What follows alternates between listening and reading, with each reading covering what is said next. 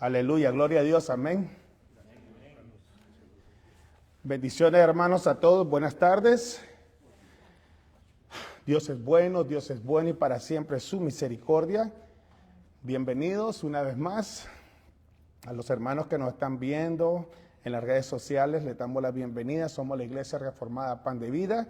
Estamos en el 1251 California Avenue, Suite 700 de la ciudad de Pittsburgh, California, 94565. Los invitamos que nos visiten. 1:30 comienza la escuela dominical, 2:30 comienza el servicio. Dios es bueno. Mientras mi hermano Santiago pasa con el privilegio de las ofrendas, quiero leerles rápidamente 1 Timoteo 6:17. A los ricos de este siglo manda que no sean altivos, ni pongan la esperanza en las riquezas, las cuales son inciertas, sino en el Dios vivo, que nos da todas las cosas en abundancia para que las disfrutemos. En el versículo 10 de ese mismo capítulo 6 de 1 Timoteo, el apóstol Pablo le deja saber al joven pastor Timoteo, que en sí el dinero no es malo, hermano. El problema es amar el dinero, que es otra cosa. Ahora, ¿qué hace el apóstol?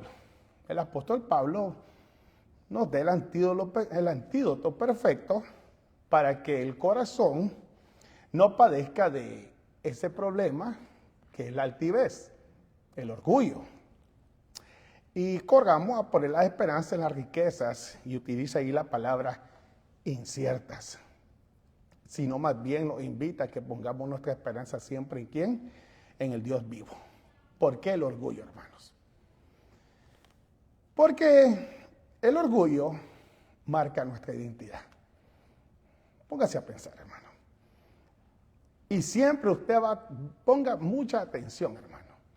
El orgullo tiene la tendencia de dejarse arrastrar por el espíritu de este mundo y las promesas que este mundo ofrece. Ponga mucha atención. Así es el orgullo. Tiende a escuchar al mundo y sus promesas, hermano. Y se deja cargar fácilmente. ¿Y qué hace? ¿Qué hace el orgullo? Cuando es arrastrado el corazón por la corriente de este mundo, lo lleva a uno a sentirse superior a los demás, hermanos. Autosuficiente por lo que uno tiene.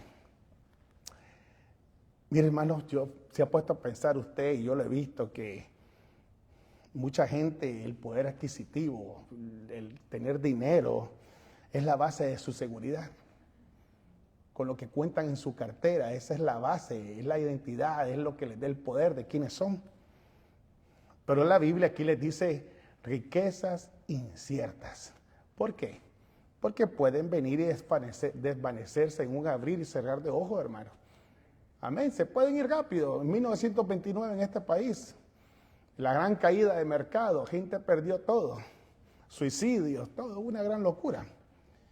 Poner la seguridad en un estatus social, hermanos, y también en el dinero, se llama idolatría. Y es una ilusión, hermano. Amén. Nuestro sustento, hermano, como creyentes, depende exclusivamente del decreto de Dios. Como pueblo del Dios vivo, hermano. No de un Dios muerto, no, del Dios vivo. Aquí lo dice en este versículo del apóstol Pablo. Cuando nosotros traemos nuestra ofrenda, hermano, al lugar de reunión donde nos reunimos, ¿qué es lo que estamos haciendo? Mostramos que nuestra esperanza no está puesta ni en el dinero, ni en la economía, de un mundo caído, hermanos. Porque la realidad, este mundo está caído, hermano. Sino, como decía la canción, nuestra esperanza está basada en los méritos de aquel que sufrió el castigo por nosotros, el Señor Jesús. En los méritos perfectos, en la obra perfecta del Señor Jesucristo y la provisión del Dios vivo que nos sostiene todos los días, hermano. Por eso es que nosotros damos. Damos porque ya hemos recibido de parte de Dios todo. No damos para recibir, hermano. Ya lo tenemos todo en Cristo Jesús. Amén. Esta tarde, hermanos, vamos a meditar en 2 de Pedro 2, versículos de 6 al 9, si se pone de pie para que lo leamos todos juntos, bajo el tema, el Dios que sabe librar y sabe juzgar también, ¿ok? El Dios que sabe librar y sabe juzgar. Y así dice la bendita palabra inerrante de nuestro Dios. Y si condenó por destrucción a las ciudades de Sodoma y de Gomorra, reduciéndolas a ceniza y poniéndolas de ejemplo a los que habían de vivir impíamente, y libró al justo Lot, abrumado por la nefanda conducta de los malvados, porque este justo que moraba entre ellos, afligida cada día su alma justa, viendo y oyendo los hechos inicuos de ellos. Sabe el Señor librar de tentación a los piadosos y reservar los injustos para ser castigados en el día del juicio. Esta es palabra de Dios. Vamos a orar, hermanos. Bendito Señor, Dios y Padre Todopoderoso. Tú eres soberano, Rey sobre todas las cosas, Señor. Tú conoces cada necesidad que hay, Señor, dentro de nosotros. Tú conoces, Señor, todo, Señor. Delante de ti no hay nada que quede escondido, Señor. Tú sabes de dónde flaqueamos, tú sabes qué necesitamos, tú sabes qué nos sobra y tú sabes qué nos falta también, Señor. Por eso venimos delante de ti el día de hoy, Señor. Como lo hacemos todos los días, Señor. Para que nos hables, Señor, por medio de tu palabra, Señor. Que nos hables de una manera, Señor, clara, Señor, directa, Señor.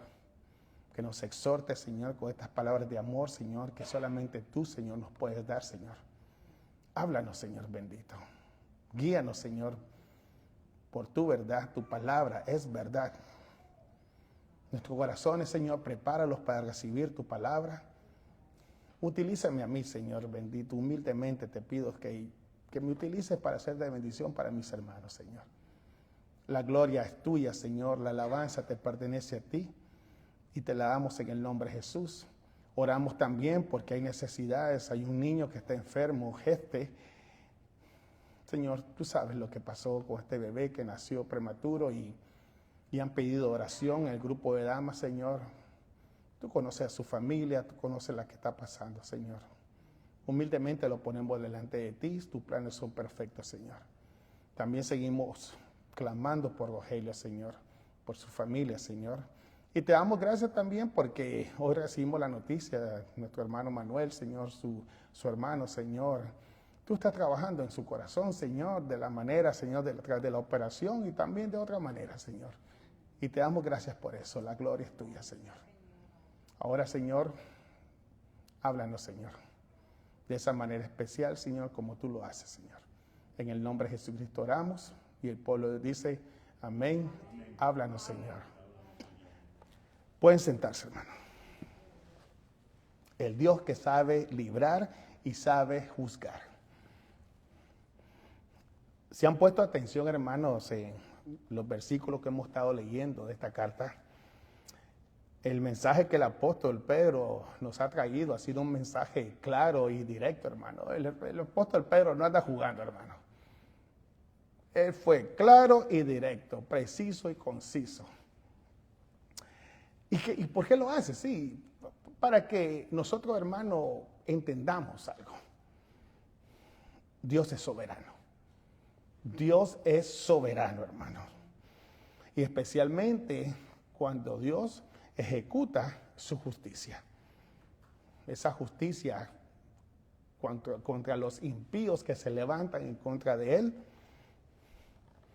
Pero algo precioso que nosotros tenemos que atesorar en nuestros corazones es que sí, Dios es justo y Él ejecuta su juicio, pero a la misma vez, hermanos, la fidelidad de Dios, la fidelidad pactual, el pacto que ha hecho con su pueblo, hermano, Él nunca, nunca lo va a olvidar. Y esa es la seguridad que nosotros podemos descansar. Amén.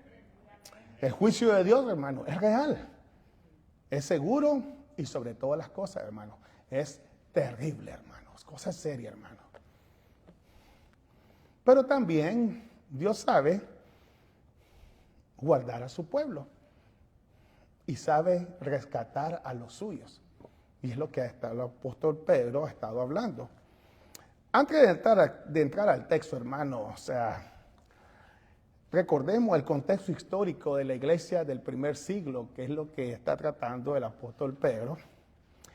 Y el problema era que se habían infiltrado falsos maestros, y estos falsos maestros traían enseñanzas heréticas, ¿verdad? ¿Cómo comienza el apóstol Pedro? En los versículos del 1 al 5 del segundo capítulo, comienza advirtiendo al pueblo y a nosotros también acerca del peligro de los falsos maestros. Y si hay falsos maestros, ellos vienen acompañados de ¿qué? Falsas enseñanzas. Y esas falsas enseñanzas, hermano, ¿a qué te van a llevar? A una corrupción espiritual. Ese es todo el propósito, corrupción espiritual. Y ya cuando caíste a la corrupción espiritual, ¿qué sucede después? Viene aquella separación de Dios, la separación de la verdad de Dios y el juicio de Dios sobre uno. Esto es cosa seria, hermano, que tenemos que poner mucha atención. ¿Qué es lo que hace el apóstol? Sistemáticamente él está advirtiendo a la iglesia. No piensen que Dios ignora la maldad. Porque eso es la mentalidad de muchos. No, es que Dios conoce, es que no ha pasado nada, 2000 años, no ha pasado nada. Y siguen, mira la televisión, mira aquí, mira allá, los malos están. Hermanos, Dios no ignora la maldad. Y para demostrarlo, el apóstol Pedro utiliza 3 ejemplos históricos. Y el primero, ¿cuál fue? Los ángeles que pecaron en contra de Dios. El segundo, la destrucción del mundo antiguo en tiempos de Noé por medio del diluvio. Y el tercero, la destrucción de las ciudades de Sodoma y de Gomorra. ¿Ok? Y esto, hermano, la lógica que el apóstol Pedro utiliza es algo simple, hermano. No, aquí no hay nada teológico que tenemos que ir a la universidad. No, esto es simple, hermano. Dios se enojó con los ángeles que pecaron en su contra el mundo que era lleno de violencia y de pecado, y contra Sodoma y Gomorra. Así que, lógico, esto es simple, es claro y directo. Si Dios juzgó antes, ¿qué es lo que quiere decir el apóstol? Si Dios juzgó antes, Dios también va a juzgar otra vez. No crean que Dios solamente una vez lo va a hacer, no. Dios juzgó antes, Él lo va a hacer otra vez. Y si Dios, sobre todas las cosas, rescató antes, también podemos confiar que puede rescatarnos también a nosotros. Esa es la esperanza nuestra, hermano. Todo el mundo anda afligido, que Irán, que la bomba atómica, que el COVID, que el antivirus, que... Hermanos, Dios está en control, hermanos. Dios está en control de tu vida, de mi vida. Hasta el momento a Dios no se le ha perdido ni uno. A Dios no se le ha caído nadie en la palma de su mano. Aquí estamos, hermanos. Cada argumento que el apóstol hace comienza como de mayor a menor. Y todos están unidos por un conector que es algo simple, sí. Y todo eso para llegar a una conclusión, una vez más. El juicio divino es inevitable, nadie lo va a detener. ¿Ok? El versículo 4, y esto es lo bonito, hermano, de cuando nos ponemos a leer, a buscar de la palabra, a tratar de entender. ¿Qué es lo que nos enseña el versículo 4? El decreto de Dios. Dios, hermano, es un Dios de decretos. Él no está acomodándose a lo que está sucediendo. No, ya Dios cuando decretó algo va a suceder. Dios muestra que ni los ángeles, hermano, póngase a pensar esto, ni los ángeles, seres celestiales más poderosos que usted y yo, ni estos ángeles se salvan del castigo divino si estos se rebelan en su contra, hermano. Ahora, ¿qué es lo que vemos y la diferencia entre los ángeles? Que para ellos no había un plan de salvación. En cambio, para nosotros sí. ¿Qué muestra eso? ¿Qué muestra eso, hermano? ¿Qué nos da a entender? Que Dios no está obligado a salvar a nadie. ¿Ok? Dios hace lo que Él quiere, hermano. Imagínense, hermano, los ángeles, los seres divinos, bellos, yo no sé si tienen alas, yo no sé cómo es la cosa, ¿verdad? Pero Dios no estaba obligado a salvarlos a ellos y a nosotros tampoco, hermano. Pero Dios, Él fue condescendiente y decidió salvarte a ti y a mí, que solo dolor de cabeza le damos a Dios. Imagínense, hermano, qué precioso que es el Señor, hermano. Eso nos muestra una vez más que la salvación es un regalo inmerecido de parte de Dios y el juicio sobre todas las cosas es un acto de pura justicia. Y en ambas cosas, mejor dicho, Dios es glorificado al salvar y al juzgar. Dios siempre es glorificado, hermano. ¿Ok? Ahora, versículo 5. ¿Qué es lo que dice? Y si Dios perdonó al mundo antiguo. La depravación total del hombre, hermano. La doctrina de la gracia. La depravación total del hombre. Y vemos también cómo dice después, guardó a Noé el llamamiento eficaz. Se dice, yo no estoy seguro, hermano, sinceramente, hermano, que era la población total del mundo en aquellos tiempos, eran entre 5 billones a 15 billones, dicen algunos. Yo no sé, sinceramente. La cosa es que ese gran número de personas simplemente se salvaron, ¿cuántos? 8. Qué malo que es Dios, ¿verdad? Tremendo eso, hermano, ¿verdad? Solamente 8 personas se salvaron. La inmensa mayoría de la humanidad, ¿qué sucede? Fueron juzgados. ¿Por qué se salvó Noé? Porque Dios simplemente tuvo misericordia y la gracia de Dios estuvo sobre él y su familia. Amén. Nada especial había en Noé. Fue la gracia, el llamamiento eficaz. Versículo 6. El juicio de Dios, ¿sobre qué cosa? Sobre la ciudad de Sodoma y Gomorra. Eso demuestra que el juicio de Dios destruye por completo el sistema local de maldad extrema. Hermano, Dios es parejo, hermano. No crean que a Dios no se le pasa nada, hermano. Dios todo lo sabe, todo lo mira. Ahora, toda esta lista de hechos históricos terribles comienza con declaraciones condicionales. Si esto ocurrió, si lo otro pasó, y lo hace de esta manera el apóstol para que nuestra mente, nuestro corazón lleve a entender algo, una sola afirmación. Dios es completamente consciente de las cosas que Él hace y cómo las hace, hermano. Dios no hace las cosas por un arrebato de enojo, no. Dios todo lo hace de una manera, en un decreto. Esa es la manera de Dios, de ser de Dios. Él lo conoce todo. En pocas palabras, hermano, a Dios no le tiembla la mano. ¿Ok? A Dios no le tembló la mano, hermano.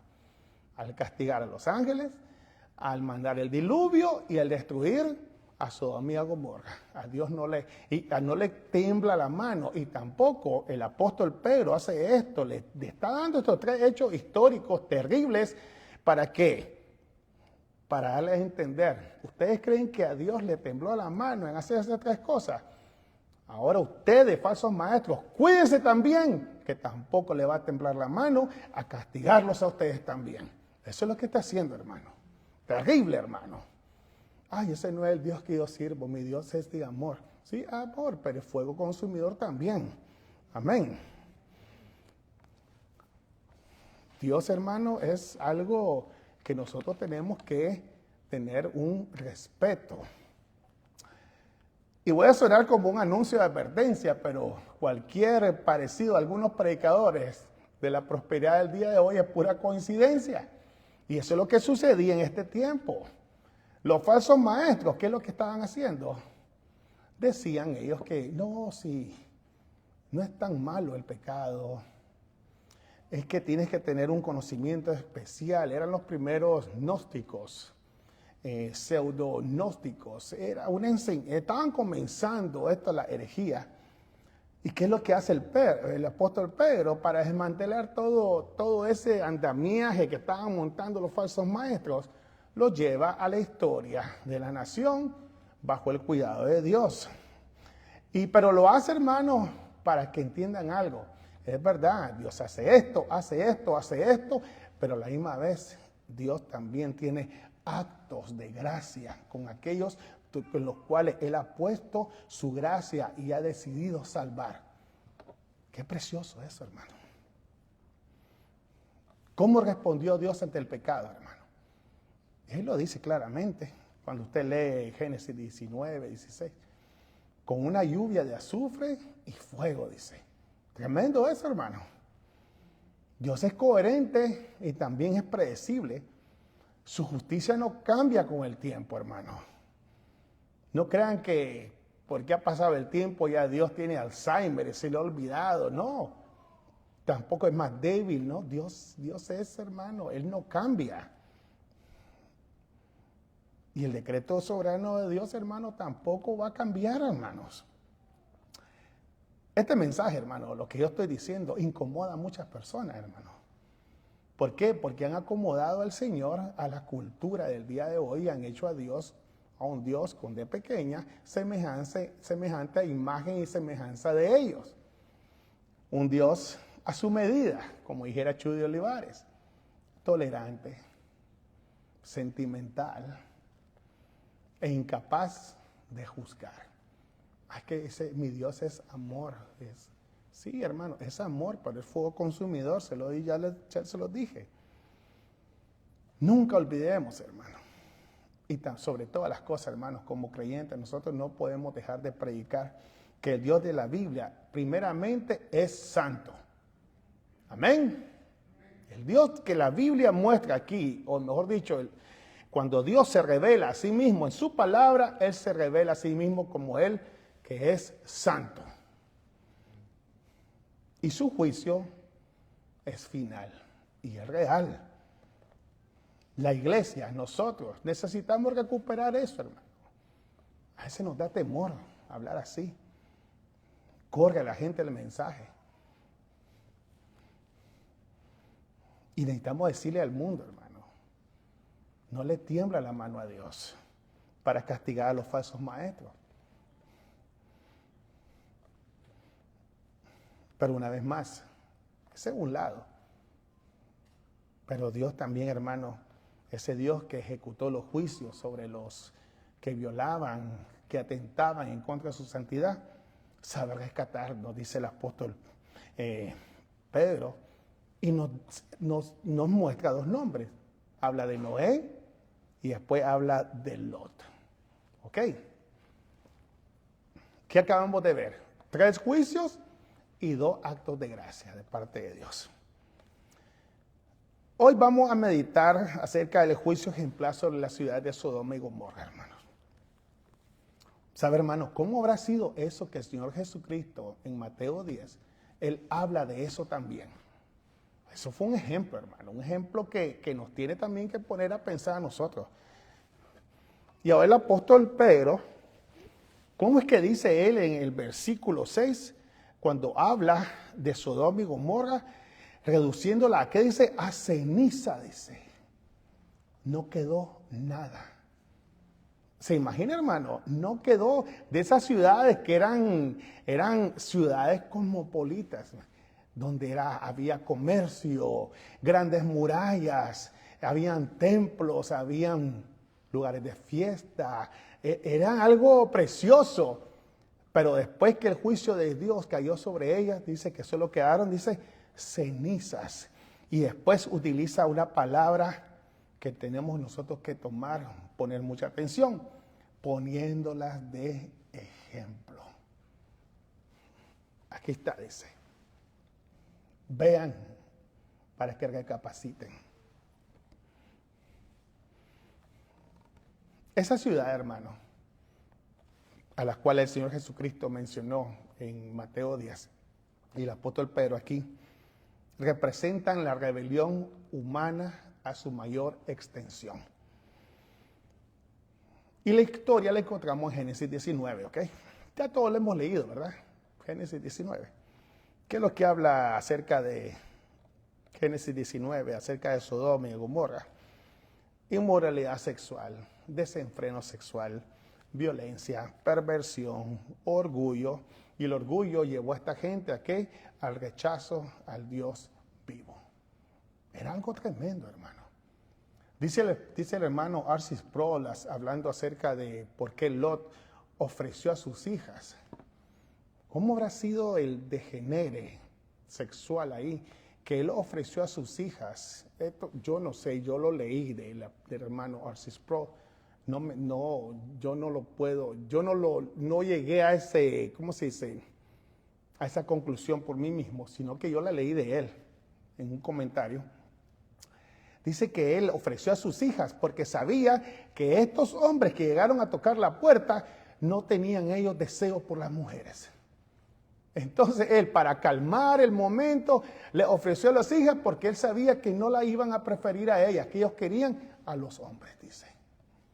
Qué tremendo, ¿cómo era eso ahí, hermano? Todo esto había movido al Señor ¿a qué? A destruir estas ciudades, a ponerlas de ejemplo. Un ataque directo a la persona y la santidad de Dios.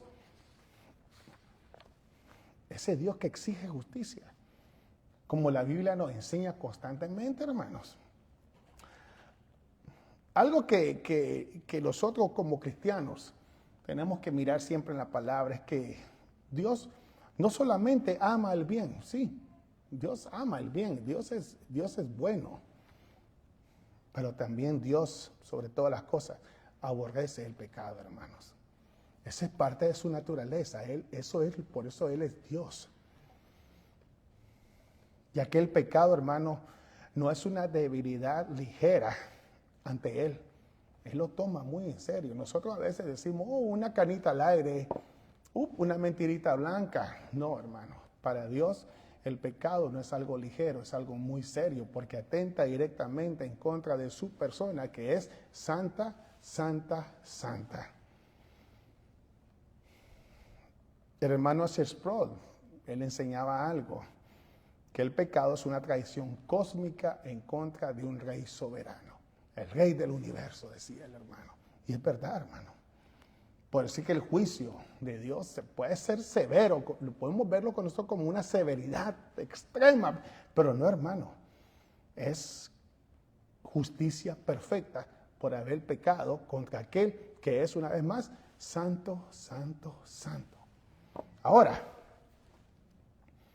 muchas veces nosotros no ponemos atención a las frases que la Biblia utiliza o las leemos de corrido y no nos detenemos a leer, a tratar de averiguar qué es lo que querían decir los que estaban escribiendo la palabra, ¿verdad? En aquel tiempo. Cuando dice estas ciudades, como les dije, fueron de ejemplo, en el lenguaje bíblico, si eso significa que fueron puestas de señal profética, hermanos. ¿Ok? Señal proféticas. Era como que Dios estaba abriendo, hermano, mire, una ventana al futuro. Así, pero rápido. ¿De qué? De algo que iba a venir de una manera más tremenda cuando el juicio final de Dios sucediera. Algo pequeño, Sodoma y Gomorra, fuego, azufre, ceniza, eso solamente Dios nos deja ver. ¿Cómo se dice? Un destello de su enojo. Ahora imagínense cuando sea el final, el gran día de Jehová. ¿Cómo va a ser eso? Una ventana hacia el juicio final, para que todo el mundo y para que su iglesia, hermano, pongamos nuestros ojos y le demos gracias a Él, porque el castigo final en el fuego eterno, hermano, no es una invención, hermano. Mucha gente dice, eso lo inventó Roma en la edad medieval. Los testigos de Jehová dicen, el infierno no existe. Los adventistas también dicen lo mismo. Lo niegan. Hermano, el infierno, el castigo eterno, es algo real. Y es una doctrina bíblica. El Señor Jesús habló del infierno más que del cielo. Cosa seria, hermano. Ahora, ¿qué es lo que estaban haciendo los falsos maestros en los tiempos del apóstol Pedro? Estaban torciendo la gracia de Dios, llevando al pueblo, ¿qué? Al libertinaje. ¿Y a dónde te va a llevar el libertinaje? A recibir todo el castigo de Dios.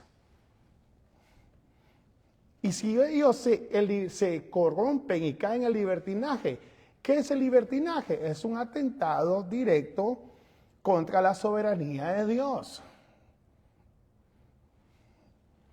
Ellos predicaban que Dios no juzga, no, Dios es chévere, Dios es tranquilo, no te preocupes. No te preocupes, no hay que preocuparse. El pecado no tiene consecuencias, menos eternas. La santidad, algunos de estos maestros decían, es opcional.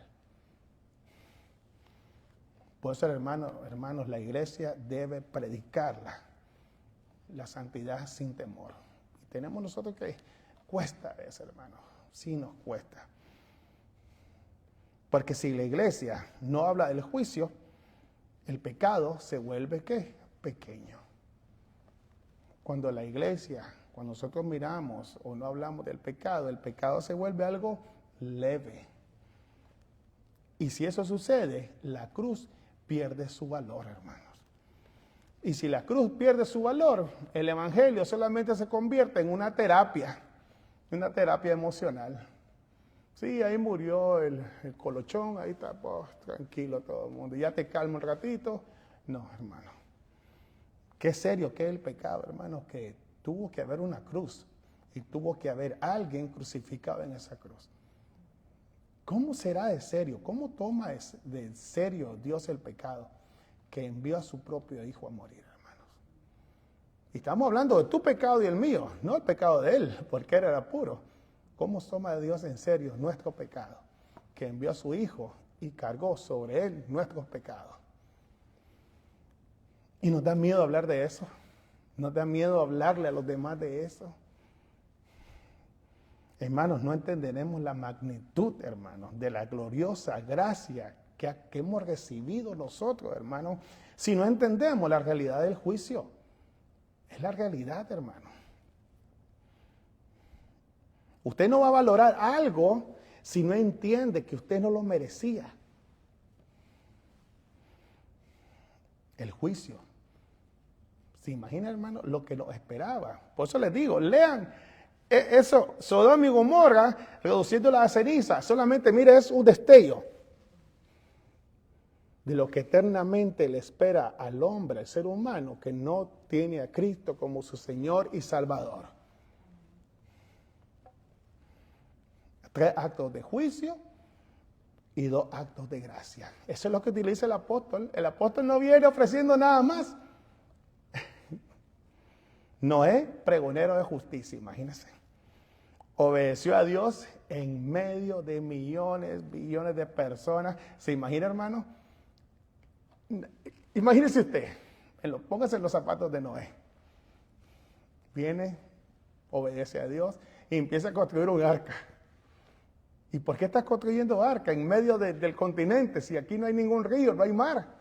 Es que va a llover. ¿Llover? ¿Qué es eso? Este está loco. Y usted construyendo el arca. ¿Se burlan de usted? Nunca han visto la lluvia. Construyendo un barco en medio de un continente. Pero él obedeció. Termina el arca. Llaman los animales. ¿Y qué sucede? Llueve. Y el arca viene, reside en las aguas. Si usted no es el superhombre espiritual, ¿qué sucede? El arca ya llega, se sienta en un monte, se abren las puertas, salen los animales, sale Noé, el santo, y ¡pum!, se emborracha. ¿Cómo somos el ser humano, verdad? Sorprendente, ¿verdad? Cómo es el ser humano, pero más sorprendente es cómo Dios es paciente. Versículo 7. Y libró al justo Lot y libró al justo Lot. ¿Quién era Lot, hermano? ¿Ha leído acerca de Lot usted? ¿Era justo Lot? ¿En serio? Cuando con Abraham, estaban los dos, le dice, ok, sabes que hay muchos animales, tú escoges dónde irte. Viene, mira al lado de Sodoma, le dice, me voy para allá, le dice, me conviene. Fue atraído por la ciudad, los campos, los valles verdes, me conviene más allá. ¿Qué es lo que vemos ahí?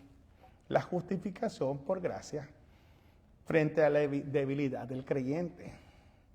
Eso es lo que está aquí gritándonos el texto, hermano. La justificación por gracia, como tú y yo hemos sido justificados por gracia. Buscábamos nosotros otras cosas, íbamos huyendo, corriendo de Dios, y Dios viene y nos agarra y dice, venga para acá.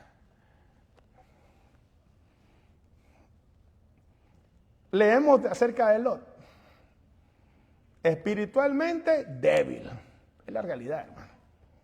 Eso es lo que a mí me encanta de la Biblia, porque muestra a todos los actores de la Biblia débiles, pero muestra a un Dios paciente, bueno, misericordioso y sobre todo con su gracia. Vemos a Lot tomando malas decisiones. Se dejó guiar por lo que pudo ver sus ojos. A veces sí somos nosotros. Me conviene más esto, me gusta más eso. Se mira bien la fachada de las cosas, ¿verdad? Pero ya cuando empezamos nosotros a ver qué hay debajo, pura muerte, pura destrucción. Viene Lot, escoge vivir cerca de Sodoma. Imagínense, se fue a meter a la boca del lobo. Comprometió así varias áreas de su vida. Como dirían muchos, buscó a un gato de 3 patas sabiendo que tiene 4. La realidad, así somos nosotros. Es que esto me conviene. Es que me van a pagar bien ahí. Y al final, ahí salgo llorando porque pierdo más. Pero sin embargo, el apóstol Pedro le dice justo. ¿Y sabe cuántas veces le dice justo? 2 veces. ¿Por qué será que el apóstol Pedro le llama justo a Lot? Pues ¿sabe por qué Dios nos llama justo a nosotros, hermano? Porque la justicia verdadera, hermano, no significa una perfección absoluta. Ser justo viene porque Dios mismo nos ha declarado justos por los méritos de Cristo. Amén. No es porque tú te lo mereces, sino por los méritos de aquel que murió en la cruz. Por eso es que usted y yo somos justificados. No se trata de nosotros, ¿ok? La verdadera fe bíblica, ¿qué es lo que hace? Te lleva a depender de la justificación por gracia mediante la fe y no por obras. No por méritos tampoco. Hay gente que le encanta tratar de ganarse aquello que nunca vamos a poder obtener. Y menos siguiendo la ley, la perfección moral, nunca. Santiago dice, si haces 9 de los 10 y fallas en uno, fallaste en todos. Gálatas 3:11, y que por la ley ninguno se justificará para con Dios. Es evidente, dice, porque el justo por la fe vivirá. Y eso es un eco de Habacuc 2:4. He aquí que aquel cuya alma no es recta se enorgullece, mas el justo por su fe vivirá. Aquel que quiere ganarse la gracia de Dios por sus propias obras, que se enorgullece, se enaltece. Noé y Lot eran creyentes imperfectos. Y te voy a decir algo y no te ofenda, hermano. Eran como tú y como yo. Su salvación no descansaba en su sabiduría, ni en su fuerza, ni en su consistencia, ni cuánto oraban. Sí hay que orar, hay que leer la Biblia, hay que esforzarse, hay que cuidar de la salvación con temor y temblor, como dice Filipenses. Pero ¿saben qué? Descansaban en la gracia soberana de Dios. ¿Qué marcaba la diferencia en Lot? Y ahí lo dice el versículo 7 y 8. Abrumado por la nefanda conducta de los malvados. Y el 8 dice que afligía cada día su alma. Dos cosas. Eso es lo que marcaba la diferencia en este hombre. ¿Qué significa nefanda? Repugnante, vil, horrible, moralmente hablando, al punto que te causa terror aún hasta hablar de ello. Dice que este hombre,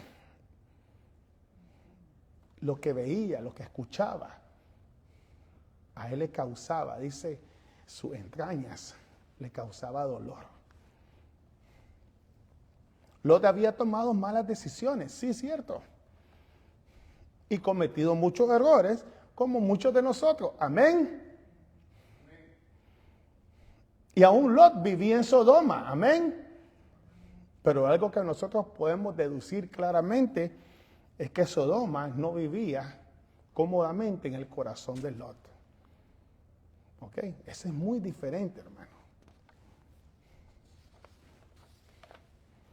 Eso fue la marca que distinguía a Lot de los demás. Y eso es lo que marca la diferencia entre el verdadero creyente y un falso creyente. No estás conforme. No están conformes. No podemos vivir conforme. El creyente siente dolor por el pecado, hermano. Y no por el pecado que mira, sino que por el pecado que está en nosotros. Pedro dice claramente que Lot veía, oía y sentía el dolor en su alma. Imagínense, hermano. Al punto que era atormentado internamente. El verdadero cristiano, hermanos, no puede hacer paz con el pecado permanentemente. Sí, es cierto, hermano. Sí, puede pecar, puede caer, pero se levanta. Amén. Puede ser tentado, pero luchen contra la tentación. Amén. También va a fallar, pero ¿qué sucede? Se arrepiente. Y busca el perdón de Dios de todo corazón. Amén. ¿Por qué? Porque ya no está ese deseo, ese amor al pecado, y tampoco le permite acomodarse a la maldad, porque internamente, como dice la Biblia en 2 Corintios 5:14, porque el amor de Cristo nos constriñe, dice. Pensando esto, que si uno murió por todos, luego todos murieron, y por todos murió, para que los que viven ya no vivan para sí, sino para aquel que murió y resucitó por ellos, porque el amor de Cristo nos constriñe. El mismo Dios que nos declaró justos por los méritos de su Hijo, hermano, por gracia, es el que nos está, mire, arrastrando a nosotros, hermano, a vivir para Él. ¿Por qué? Por gratitud. Por gratitud. No por temor o una simple obligación, es por gratitud. ¿Sabe qué significa constriñe? En la Biblia esto habla de una acción profunda que puede interpretarse como una convicción intelectual e espiritual interna que resulta en una comprensión clara del amor sacrificial de Cristo. Yo comprendo con mi mente y conecta con mi corazón lo que sucedió en la cruz. Y entonces cuando yo comprendo eso, me constriñe, siento eso. Algo inexplicable que solamente Dios, por medio de su Santo Espíritu, lo provoca en el creyente. Esa comprensión constriñe, impulsa, motiva y nos compele de manera irresistible a actuar, porque es Dios, por medio de su Santo Espíritu, que nos ha llevado a entender el alto costo que tomó saldar nuestra deuda delante de Él. Sabe el Señor librar a los justos, dice el versículo 9, ya para terminar. Es verdad, hermano, al Señor no le tiembla la mano, hermano, para castigar. Pero ¿sabe qué, hermano? Sabe el Señor librar, dice, a los justos. ¿Sabe que los falsos maestros, hermano, violentaban la conciencia de los que los escuchaban, apartándolos de Dios? Próxima semana vamos a hablar de eso, hermano, porque es importante que nosotros, hermano, entendamos de qué se trataba, ¿verdad? Y también, hermano, necesitamos escuchar la advertencia que el apóstol Pedro nos hace, porque el día de hoy, hermano, estamos rodeados de falsos maestros. Y son iglesias, yo no sé si decirle iglesias grandes, hermano. Para Pedro los falsos maestros actúan con la misma rebelión que los ángeles, el mundo antiguo y las ciudades que fueron destruidas. Ese era el actuar de estos falsos maestros, hermanos, miren. Se rebelan como los ángeles lo hicieron contra Dios. Viven como el mundo antiguo que Dios destruyó. Y el pecado era tan extremo como las ciudades que fueron destruidas por Dios. Así los pone, los cataloga el apóstol Pedro. Estos falsos maestros, más adelante vamos a leer la próxima semana, celebraban la inmoralidad. Decían que la verdad no es absoluta y que se ha vuelto relativa, lo mismo que el día de hoy. Introducen blasfemias como doctrinas cristianas, supuestamente. Y el pecado se ha convertido ahora en entretenimiento, hermano. Y lo más peligroso es que la iglesia, hermano, no está hablando en contra de esto, hermano. Se ha quedado callada. Se ha acostumbrado. Ha perdido la sensibilidad espiritual, hermano. Lo sufría. Y aunque era imperfecto, todavía su corazón reaccionaba a la maldad.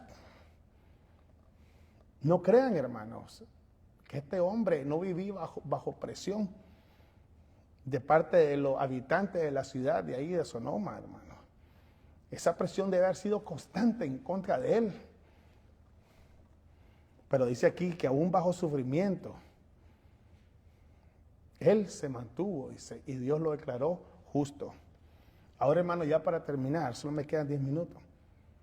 Una pregunta que lo tenemos que hacer nosotros como creyentes. ¿Nos duele el pecado todavía, hermano? ¿Todavía hay convicción? ¿Todavía tenemos fuerzas para luchar en contra del pecado, hermano? Porque si la respuesta es sí, hermano, eso es evidencia que todavía hay vida espiritual, ya que un cadáver no siente nada, ¿verdad? No siente dolor, pero el alma que está viva todavía sí siente dolor por aquellas cosas que desagradan a Dios. Algo que yo he notado, hermano, ahora que hablo con personas que son hermanos, supuestamente, la presión, hermano. La presión es que no tiene que ser tan extremo. Es que ya te estás tirando muy santo. Es que estás leyendo mucho eso. Imagínate, de los mismos cristianos, estás leyendo mucho la Biblia. Solo de la Biblia estás hablando. ¿De qué más voy a hablar? De un cristiano, hermano. Lo puedo esperar de un inconverso, de un familiar inconverso, pero de un cristiano que te empieza a decir eso, o que te salga diciendo cosas que eso no es bíblico, o explicándote, o queriendo interpretarlo de una manera equivocada, y todavía se enojan contigo. Cosa seria, ¿verdad?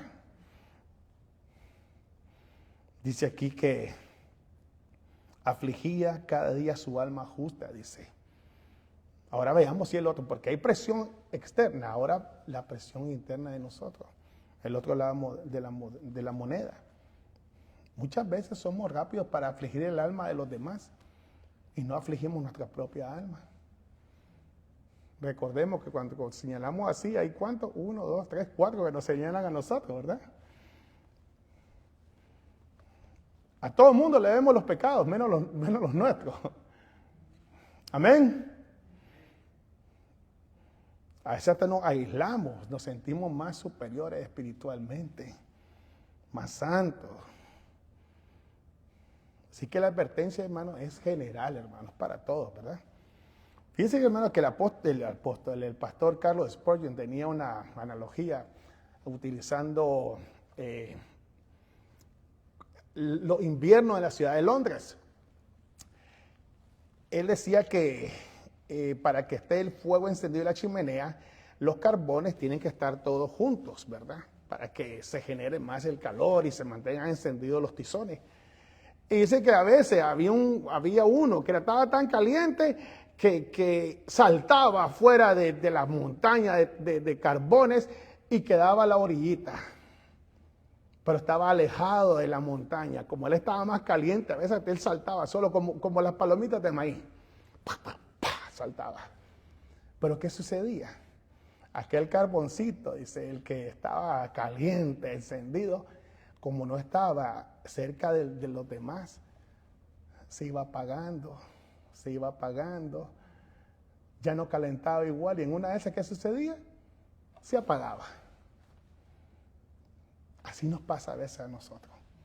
Cuando nos sentimos muy calientes, muy, te sabes, muy fuertes, ya yo puedo solo y ¡pum! Salgo, me pongo al lado. Presa fácil de los problemas, de los falsos maestros, de las situaciones, de todo, hermano. El mejor remedio es estar siempre en comunión en el cuerpo. La importancia de la comunión dentro del cuerpo de Cristo. ¿Sabe, hermano, cuál es el corazón de todo esto, de todo lo que estamos leyendo? No son los falsos maestros, hermano. A veces nos concentramos en los falsos maestros y ya queremos agarrar la ametralladora y andar ametrallando a todo el mundo. No es eso. ¿Sabe cuál es el centro de todo esto? Que Dios puede rescatarnos, que estamos seguros en Él. Y eso es para que tengamos paz, hermano. Paz. Una palabra que siempre anda huyendo de nosotros. ¿A quiénes les gusta la paz aquí? Levanta la mano. Pero ¿saben qué? Dice el Señor que Él nos iba a dar la paz que sobrepasa todo entendimiento. No es la paz, mi paz les digo, no es de este mundo, dice. Los problemas con los hijos, la salud, los empleos, ahorita la guerra, la economía, todas estas cosas, hermanos, pueden robarnos la paz. Pero el Señor dice, no temáis, manada pequeña, yo he vencido al mundo, dice.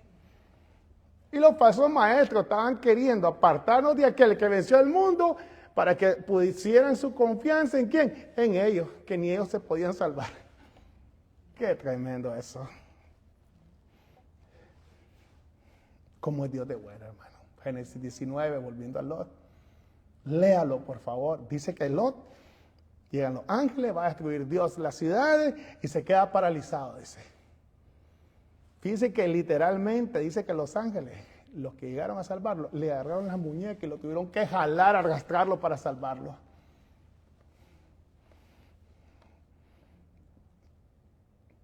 ¿Cómo es Dios de bueno, verdad? La gracia soberana de Dios. Cómo Dios nos ayuda a perseverar. No solamente en el problema de hoy, hermano. ¿Sabe hasta cuándo? Hasta el fin. Como dice la doctrina reformada, la perseverancia de los santos, dice. Él la va a terminar, amén. Mucha gente, es que ya no me ayudó ayer. No, el mismo Dios de ayer es el mismo hoy de Dios y el mismo Dios de mañana, dice la Biblia. Hebreos 13. Nuestra seguridad final descansa en la fidelidad de Dios. No, nuestra confianza no la ponga en el hombre, no la ponga en mí, ni en el pastor Ronnie, ni en los maestros de la escuela dominical. La fidelidad de Dios, la intercesión de Cristo y el poder de su Santo Espíritu. Amén. ¿Sabe qué, hermano? Cuando nosotros vemos todo esto, La salvación temporal de Lot, hermano, solamente es, una vez más, Dios abriendo una ventanita, miren, para que nosotros quedemos con los ojos así, deseando más, babeados, miren. ¿Por qué? Por lo que en Cristo Jesús ya la salvación es eterna, hermanos. Solamente en Él, amén. Reservada a los injustos para ser castigados en el día del juicio. Próxima semana vamos a hablar de eso por el tiempo. Solo quiero leerle el último versículo para que terminemos. Hermano, no te desanimes, hermano. Tal vez estás cansado, estás lidiando con problemas. Has estado luchando con algo por rato, ¿verdad? No sé qué es, hermano. Algo que está afectando tu vida, hermano. Dios lo conoce, hermano. Recuerda algo, tu esperanza no descansa en el hombre. Tu esperanza descansa en las promesas de Dios. Por eso Hebreos 12:2 dice, puestos los ojos en Jesús, dice. Puestos los ojos en Jesús, el autor y consumador de la fe. El precursor, el que va adelante, dice. El que fundó, dice. El cual, por el gozo puesto delante de él, sufrió la cruz, dice. Menospreciando el oprobio, y se sentó a la diestra del Dios de Dios. La única seguridad del juicio venidero está en Cristo Jesús. Por eso, hermano, si eres creyente, aferrémonos más a Cristo. Dependamos más de su gracia. Confiemos. Hermano, si las cosas se ponen más oscuras, recuerde que en cuanto más oscuro, va a salir el sol al día siguiente. Dios está en control. Y si no eres creyente, gloria a Dios que todos los que están aquí somos creyentes. Pero si te estás apagando, corre a Cristo. Y si no eres creyente, te pido, te ruego por la misericordia de Cristo, arrepiéntete. Busca de Dios. Pídele, ruégale a Dios que te acepte, que cambie tu corazón. Hermano, que está aquí, y también los hermanos que nos están viendo en las redes sociales, vivamos para el Señor. Esperemos en la gracia del Señor. Confiemos en sus pactos y promesas. Sirvámoslo. No esperemos, hermano. Vamos, hagamos lo que tenemos que hacer. Sabe librar el Señor de tentación a los piadosos, dice. Esa es la promesa. Dios nos va a guardar. Amén. Vamos a darle gracias al Señor. Pero antes de eso, vamos a ponernos de pie y vamos a recitar, vamos a repetir el credo apostólico, hermanos. Parte de nuestra liturgia. Creemos en Dios Padre,